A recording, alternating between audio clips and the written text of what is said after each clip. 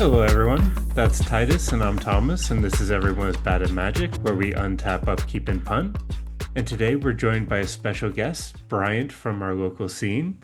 Bryant happens to be a bit of a deck specialist. I don't know if I've ever seen them play another deck other than Rowan. Bryant, would you mind telling us a little bit about yourself, what you might bring to the table, and how people might somewhat recognize you if they run into you in the scene? Well, I'm Bryant. Let's see, I play Rowan Sign of War. I've been playing her for what, 2.5 years, so basically since she came out. And she's my main CDH deck that I play. Basically, any tournament you come to Colorado, I'll be there with Rowan, so easy to recognize. And Brian, you've won a couple tournaments, at least some locals, if I'm not mistaken. Is that correct? Yeah, I've won a few locals with her, and then I think almost every tournament I at least make top 16 somewhere with her. I mean, that's no small boast. So I think it's fairly fair to say that even though Rowan is having a bit of a renaissance right now, you're an OG on the deck. Hmm. Awesome. So, before we jump into kind of the deck tech that we're going to be doing today for Rowan, can you tell us a little bit about your journey of getting into Magic? Like what originally attracted to you to it? Yeah, so I started playing Magic probably what, 1998 with Portal. So that's when I first started. So a long time ago. And when you first started, were you playing in LGSs? Did you have friends who got you into it? Like what would that look like? So it was basically it's kind of like me, my brother, my sister. We bought the Portal pack and we'd kind of just play against each other with that. And then I'd say once I got to high school, so 2000, when I actually started like actually getting in and started playing with Prophecy and Onslaught and Scourge and everything like that through high school pretty much. And I played probably till like 2007 after I graduated. So I kind of stopped playing once I didn't have anyone to real play with anymore. So what kind of got you back into Magic? Basically, COVID. Seems like that was the main thing that got a lot of people into it. So did you just start back into casual commander, or what did it look like when you rejoined the scene?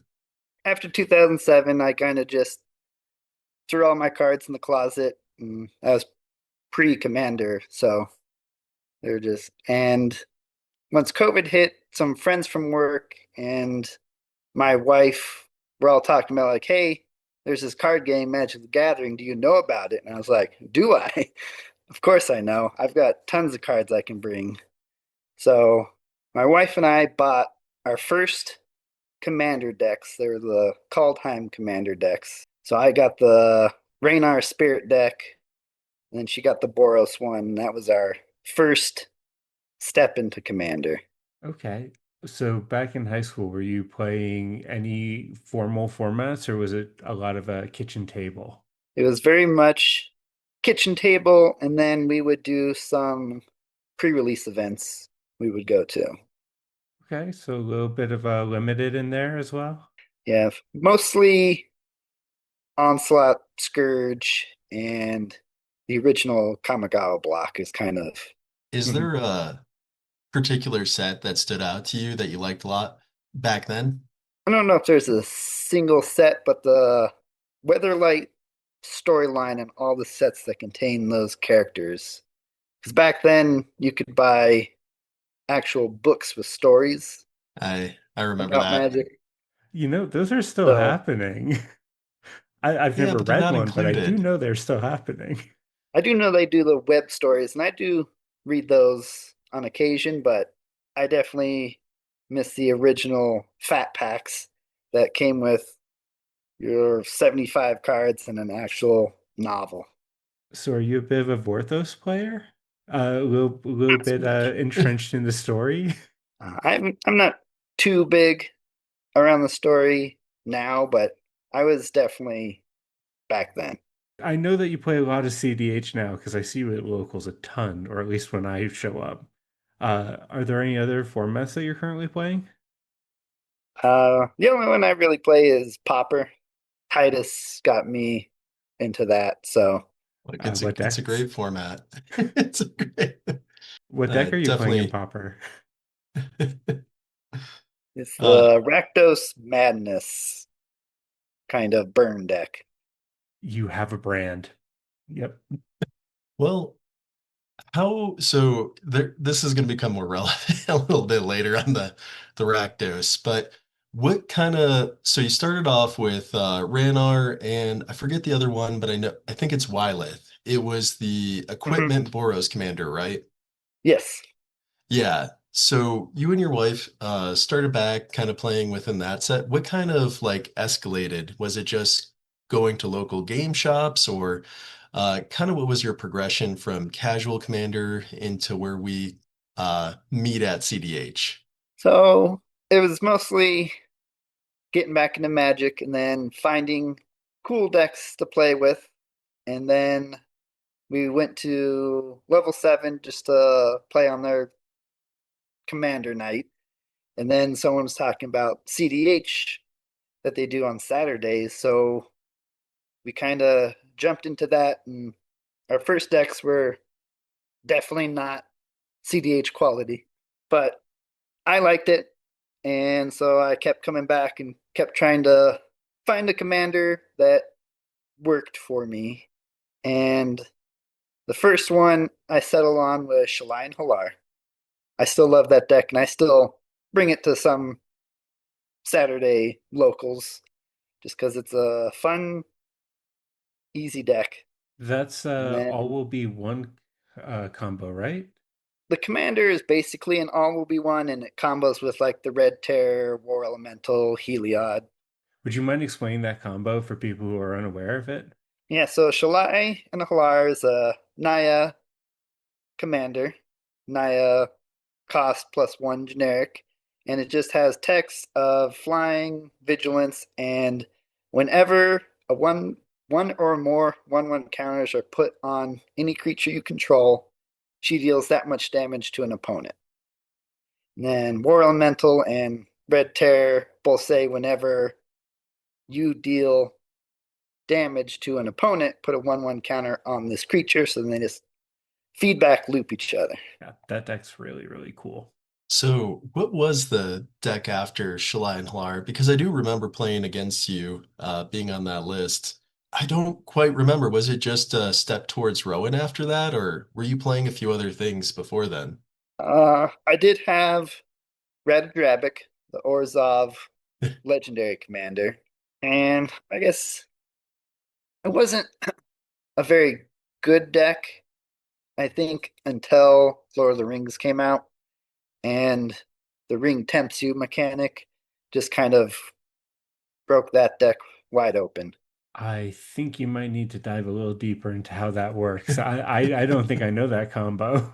So Radodrabic is the Orzhov that whenever a legendary creature you control dies, they'll make a non-legendary 2/2 zombie token copy. So the ring tempts you was a mechanic in Lord of the Rings that says you can choose a creature you control, and that creature will become legendary. And then there's 4 tiers of how many times the ring has tempted you that adds mechanics, but those aren't very relevant. It was just the ring tempted creature becomes legendary. So if you had any one of those creatures, so there's Golem, Samwise, Boromir, Nazgul, all those creatures, either when they entered or left the battlefield, the ring would tempt you. So when Radadrabic makes a non-legendary token, you can then choose that token to become legendary and sacrifice it infinite number of times. Okay, that makes a lot of sense. Okay, that's sick. It's I mean, it still falls into what Orzhov does, but at least it takes a little bit more of a, I don't know if we want to say unique, but a different turn. There we go. Mhm. It's definitely a unique way on the aristocrat sacrifice style. And so does Samwise have a natural sack ability in Golem, or is it just Boromir? Boromir has the natural sacrifice. Golem has a black mana, sacrifice a creature to return it from the graveyard to hand. So there is some complicated loop you can do with that, and like the mana rock that taps legendaries for mana, so you can Relic of kind of Legends. loop through that. Yeah. And then Samwise has another loop to where every time he enters, you can return a permanent from your graveyard that went to your graveyard this turn to hand. So you can kind of just loop him as well. And then after Radadravic, was it Rowan, or did you still go through a progression of different commanders? So those were the first two, and then is pretty much once Rowan was spoiled, I started making the deck, and then it's just been the play style I like the best out of any commanders I've tried. So, well, Radadravic and Shalin are on the more combo-y side. Um, they are somewhat staxier decks. Mhm. Um, so it seems like you took a pivot towards turbo. Definitely more turbo and a deck that's I found to be incredibly consistent, Lose life and tutor. basically. But and how it's built is just basically turn one, set up, turn two, get Rowan out, turn three, go off. And then that happens like 99% of the time that you play the deck. You're going off turn three or sooner. Yeah, that's And incredibly consistent. And we're in a turn three, 3.5 format. So if you can just say, I have a button, I'm gonna push it. Can you stop me? That's not a bad place to be. Mm-hmm. so Rowan, there seems to be a bit of variety that you can build within the commander, just because it can enable different you I don't necessarily want to say unique things, but the reduction allows you to do some different combos. Mm-hmm. On Rowan's ability to reduce black and red spells equal to the amount of life you lost that turn when you activate Rowan. Um, could you tell us a bit about your list and kind of, I believe you have gone through some of the variations. Yeah, so my first version of Rowan was I think everyone's first version with Rowan, and that's the big expel, Torment of Hailfire, Crackle with Power. Pay 20 life, cast this game ending spell, and feel awesome when it resolves. And then that's so easy to stop that a lot of people that play Rowan and in the Rowan Discord were like, we need to make it more efficient because once people realize you have to pay 20 life, they punch you with every creature to bring you to where those X spells don't matter anymore. And you just kind of sit there and twiddle your thumbs. So it's evolved more into two major versions, in my opinion. One being the buyback Storm variant, and the other being what I play, which is Dragonstorm. I Okay. was kind of under the impression that Dragonstorm was pretty unique to your list and that not too many people were on it these days. Yeah, so I first saw Dragonstorm, I don't know, probably year and a half, 2 years ago. There was one list from Japan that made a top four in a large tournament, and dragons are cool. So I definitely tried out the list, and it is incredibly efficient. But the problem I had with it is it never just ended the game. Like you cast the original worked with a Tear of the Peaks, Hoarding Broodlord, Goldspan Dragon, and Nullspine Dragon. So the idea being you hit those dragons in that order, and then every time they enter, they deal damage to an opponent. And then when Nullspine finally enters, you draw cards equal to the damage dealt to that opponent this turn. So That would theoretically be the same number of cards drawn each time that combo landed. So Do you know off the top of your head how many cards that is? so if you hit all your dragons, you would draw 24 cards, and then if you did some Son half Broodlord in between, you can get up to 32 cards from your Null Spine trigger. So Sounds not pretty bad. good. Yeah. That's 32 Usually damage and puts you at a 32 cards. point where there's not enough counter spells to stop you there. Yeah. But I felt like you're still having to cast spells to end the game. And if there's something that can stop you, I found it somehow always ended up stopping you. So I switched to the most efficient Dragonstorm line that I can find in a Tear the Peaks, Bladewing the Risen, Changeling Berserker. So you need to cast fewer spells to trigger the Storm on Dragonstorm to win. And for those that don't know that combo, Bladewing, whenever it enters, you can target a dragon in your graveyard to reanimate it. And Changeling has it's a changeling, so it's every creature type, so it's a dragon in all zones. And when it enters, it has champion. Champion is an original Lorwyn mechanic that says when it enters, exile another creature until this creature leaves the battlefield, or just sacrifice this creature if you don't exile anything.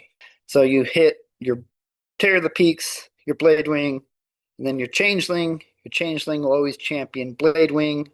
Your Tear the Peaks damage trigger will kill the Changeling to bring Bladewing back, which will then reanimate your Changeling, and then you just loop those two creatures to kill the table.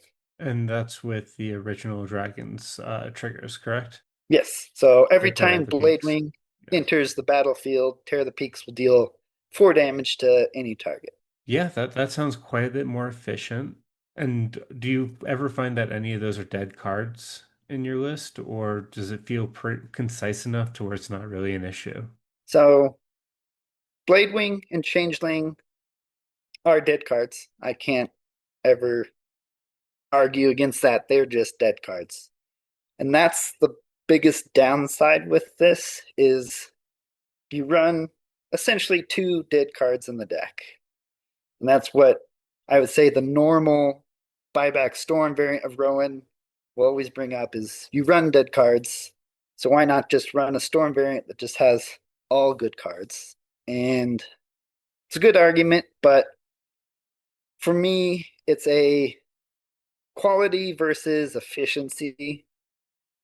Sure, you have higher quality without Dragonstorm, but Dragonstorm is the most efficient way to win in the deck. I mean, I'm gonna just kind of pile on top of there, and this is possibly a bit of a hot take. Thassa's Oracle and Demonic Consultation are dead cards, in my opinion. Tainted Pack's a good card, Demonic Consultation is ass. So come at me on that. I don't think that Look, two dead cards out of 100 is completely out of line. demonic consultation is a risky tutor. It's a risky tour that can lose you the game. Or save the game. Who knows? Yeah, gamble with more downside. That's a really cool combo, and I definitely see why you would be doing that for style points. Stole that from you, Titus. So, Bryant, what are some of the advantages of playing Rowan? What would you say are positives that other players could look at for this list? Or Commander? I would say the positives are the deck is once you activate Rowan, incredibly hard to stop.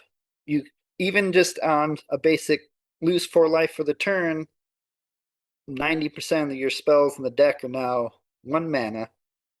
So even if they have 2, 3 counter spells, as long as you have 2, 3 mana, you can just power past all of that and still put together some sort of win with so little resources. Okay, so it's very efficient.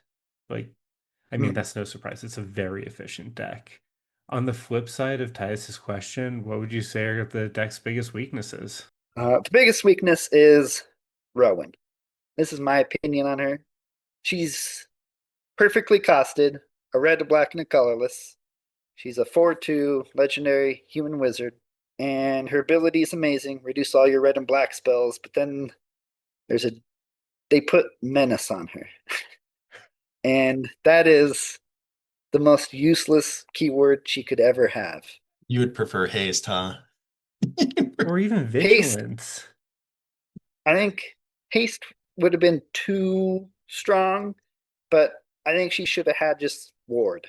Any level of ward or protection because she's obviously made in a standard format as a standard card, and she's not a good standard card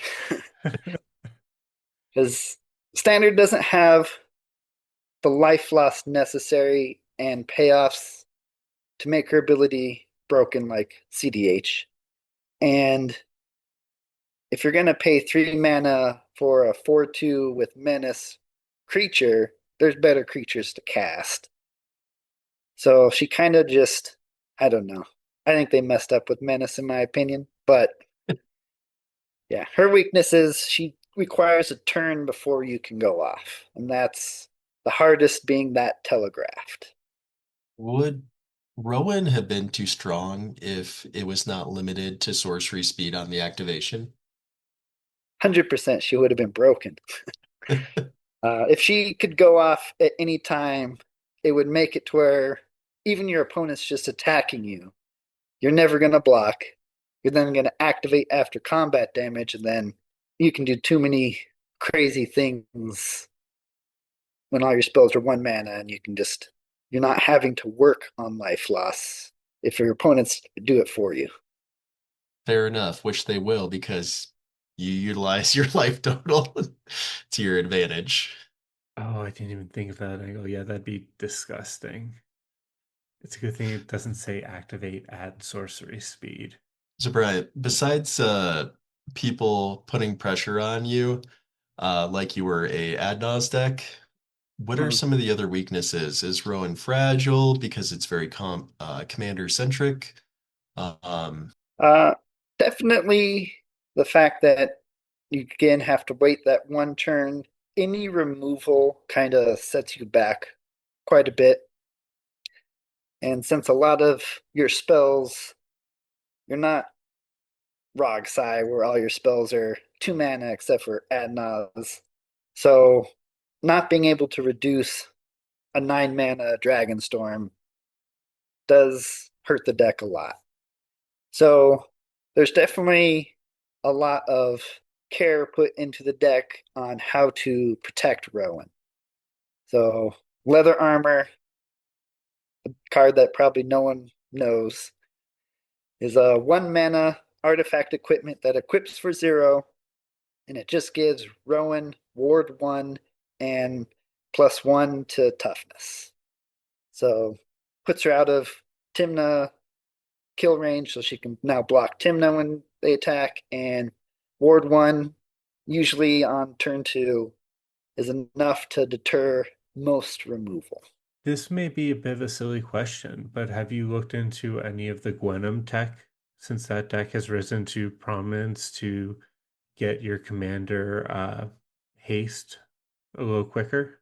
Kind of. I mean, Lightning Greaves is probably the closest haste enabler that we would run. So, a lot of people that come to the deck in the Rowan Discord, the first question they always ask about is how does the deck win and why aren't we running? And they list all these haste pieces. And the biggest answer is you're going to spend 3 mana turn 1 or turn 2 to get Rowan out. And if she has haste, great, but you don't have any mana after you cast her to do anything with it. So, like Gwenum, perfect for haste. She just needs to attack, and now you're free casting off the top of your library. Original Narset, again, as soon as she hits the board with haste, she attacks. You exile off the top, and you have all those free spells that Rowan just can't do with haste. That is such a good answer to that question. and I feel foolish. I'm going to go sit in a corner. Thank you. Yeah, no, that makes perfect sense. You don't need those extra lands that deal 3 damage to you before you can activate Gwenum. That just doesn't help your game plan. So that makes sense. Another question would be, how easy or hard is it to win without Rowan? It depends on, again, what list.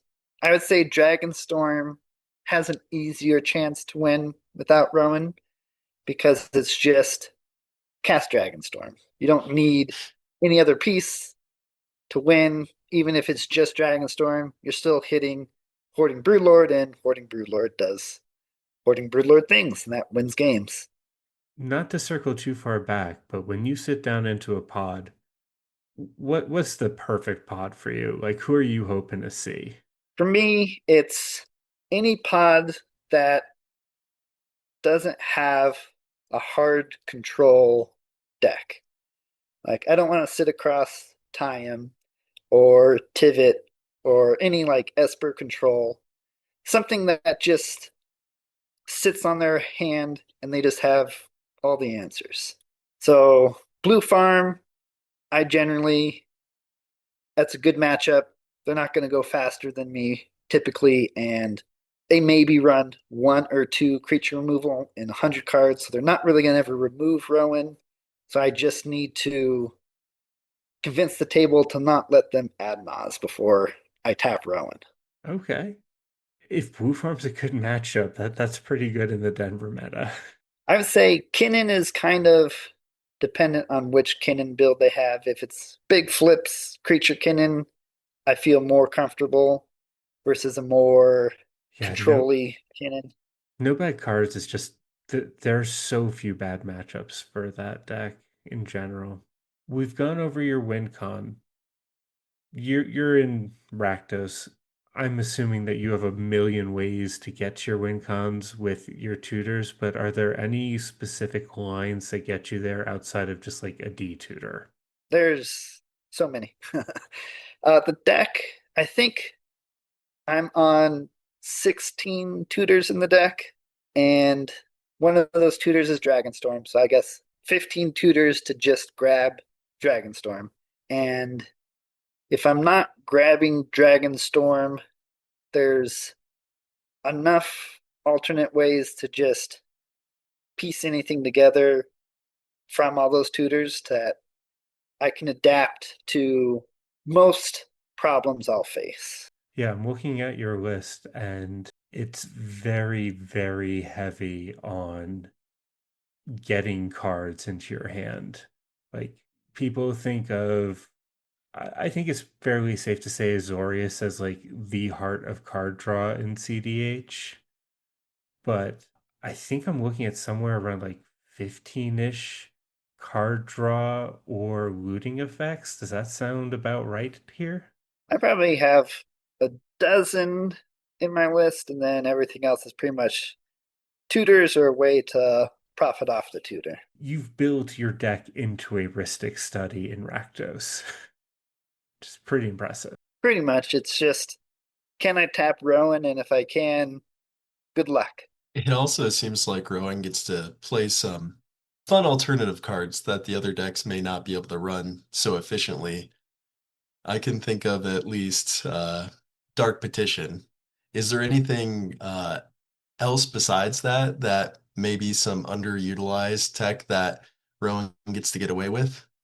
I think there's a few tutors that just are broken in Rowan that you'll never see anyone else play, pretty much. The biggest I run is Diabolic Revelation, which is 2 black, 3 colorless, and then X. And then you search your library for X cards.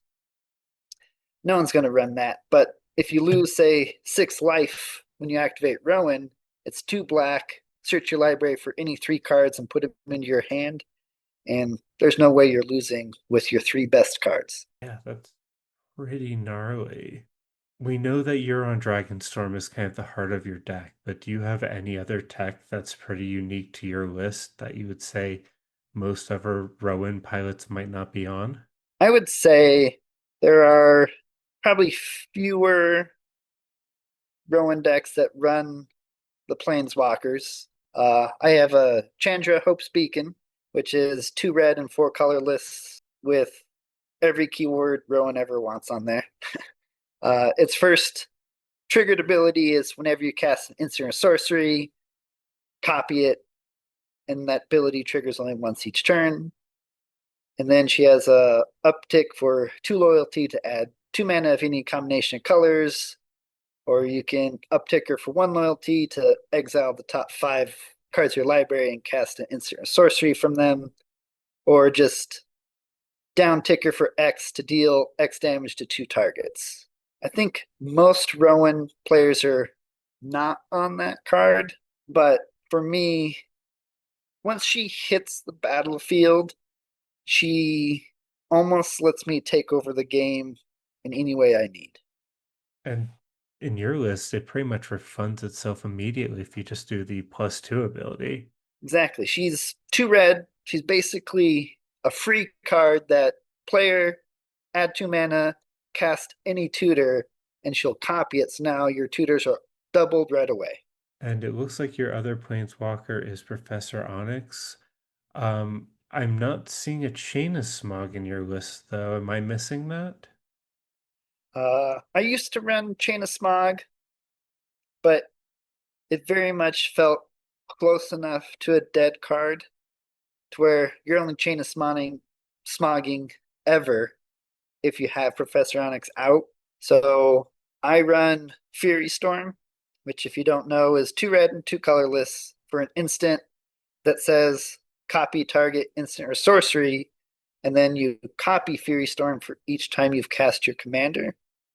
So you pretty much play Professor Onyx and either cast any spell and then you Fury Storm, and then Fury Storm will copy itself until everyone's dead and just go on top. That's pretty hot. I've never seen that before. It kind of works as a Fury Storm is protection for anything you're casting and as an alternate way to win with Professor Onyx. And that way you don't have to discard your hand. That's quite a bit of upside. And it looks like you're still on the Searing Touch. That's, yeah, Searing Touch is the most basic way to win. It's a 1 mana instant with buyback of 4 colorless, which would be reduced by Rowan to 0, hopefully. And it deals 1 damage to any target. So if you have Stormkiln or Burgi, you're generating a mana every time you cast it. So you just cast it until you've won the game. When you're mulliganing for Rowan, what are you looking for? And does this deck usually give you a 7, or are you usually going pretty deep into the tank here? So it depends on which version of Rowan you play. If you're on the non-Dragonstorm, you're looking for a hand that gets you a turn 1 or turn 2 Rowan, has some form of life loss, and then some sort of outlet spell, be it a tutor, be it Jessica's Will, or whatever. For me, in Dragonstorm, I prioritize is, does this hand cast Dragonstorm turn 2 or turn 3? And I don't really care if it gets Rowan out or not, if it gets Dragonstorm out turn 2 or turn 3. And then if it doesn't, I then go to the non-Dragonstorm, like, all right, I'm not Dragonstorming, but do I get Rowan out early and do I have an outlet? And then if I don't have that, then I mulligan again. And then I start over as like, am I getting Dragonstorm or am I getting Rowan?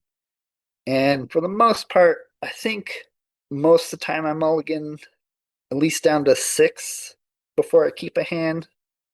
I never go below 4. Well, I mean, the deck is full of tutors, and I think loot or impulse, but there's no heuristic study in this color combination. Yeah, it's refreshing to be able to just mulligan for a win. What's that like? I can't do that in any of my decks. If a card were to be printed this year for Rowan and you're designing it, and it sounds like you actually have a pretty objectively fair mind when it comes to like your deck, because you're saying some like pretty fair things, like Menace is useless on Rowan. it would be unfair if we could cast things at non-sorcery speed. So I'm gonna take what you're saying here without a grain of salt, Bryant. I'm just prefacing this that way. But if you were to print a card this year for Rowan that would be just completely aces, what would that be? I think for a creature, another treasonous ogre like card. Something that I can use my life to gain mana with. So something kind of works like a crick or a treasonous ogre or somewhere in between. Maybe it's only like once a turn, pay for life, add 2 mana of any combination of colors. That would be the perfect creature.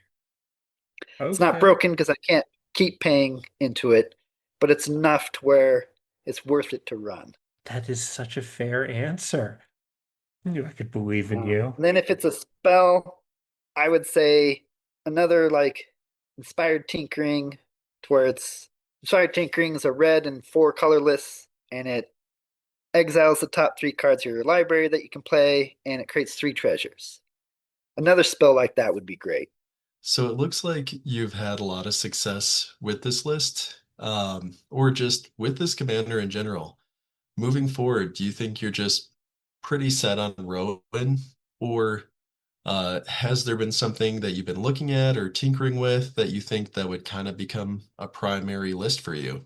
I don't think anything is gonna replace Rowan for me.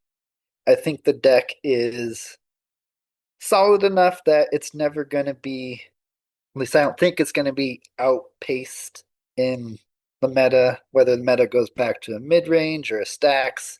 The deck will still function enough to where I'll still play it. And then I'll always pick up maybe a secondary commander. Sometimes I'll drop back to Shalai and Halar if I feel like I want to be a stacksy person. Currently you've been playing more recently Rakdos. Do you think that this has become kind of your more preferred style in Magic right now? I would say so. I think it just plays into, I guess, the play style that I find the most fun. It's very risky, but the rewards are amazing when you pull them off. Speaking of risky, and the absolute inverse of that, how's Squelchin been going for you? So far, I've only seen it once, but it's pretty much once it lands, I just ignore everyone else. So definitely not a problematic card then. Not for me, it's not. Yeah, perfectly safe thing to print into red. Okay, awesome. Well, we're getting closer to the end of our segment today, Bryant. I'm going to pitch it over to Titus. You got any final questions for our friend here today? Oh, we'll just leave it on you, Thomas. There's definitely a lot of things that we can talk about in regards to this commander or the game, but I'll leave it with you. All right. Yeah, you're not wrong. Rowan is super cool and it's such a deep deck. But Bryant, one of the things that we always ask people when they come on is for a story about a time you've punted and hopefully taken something away from. So if there's a game that comes to mind where you might have thrown a little bit and it might have lived a little rent free in your head afterwards, we'd love to hear about it. I've definitely punted many times with the deck. Most of the time, it happens when I overthink how an opponent's going to react. So I'll give you 2 examples. One was I cast a Dragonstorm, I made my copies, but I was worried the opponent was going to do something in between resolving dragons, so I resolved them out of order, and it allowed them to now interact to stop what I was hoping to stop in the first place. I Self-fulfilling kind of prophecy. exactly. I kind of set them up to stop me in a way I hope they wouldn't have stopped me. And the other is more so I was trying to, I knew someone had a crop rotation in hand, and it was a Rog Thrastless, so I knew they were going to grab Talon Gates, and that would just hurt the Dragonstorm line. So I kind of tried to overthink it. So I just started casting spells to kind of like, you should crop rot this because I have a storm kiln and I'm making treasures. And I think I overthought it and spent too much mana trying to bait out this interaction that I knew they had. And I was a mana short from being able to Dragonstorm in the end anyway. That is a familiar punt. Oh, that resonates deep with me. I also play a big mana deck, and the number of times, like, if I can get them on that hook just by, casting this Ranger Captain or the Voice of Victory, that doesn't really matter to me, only to end up one short of hitting my combo is do your math, kids. It matters. Well, Brian, thank you so much for coming and hanging out with us. I know I've had a lot of fun, and I can tell from Titus's big AI smile that I think he has too. Is there anything you'd like to say to the folks at home while you have a platform with us? Anything you'd like to plug, I um, should say? I don't know if there's anything I want to plug. I guess support your local game stores when they host tournaments. I think is very good, and that helps keep the format rolling. And that's why we play Magic, to get together and play some cards. Heck yeah, I love that. Agreed. Well, if you stayed with us this long, please consider giving this video a like, subscribe, or comment, depending on how you found us. Check out all of our socials in the link tree below. Be kind to yourselves, be kind to each others. It's just a game.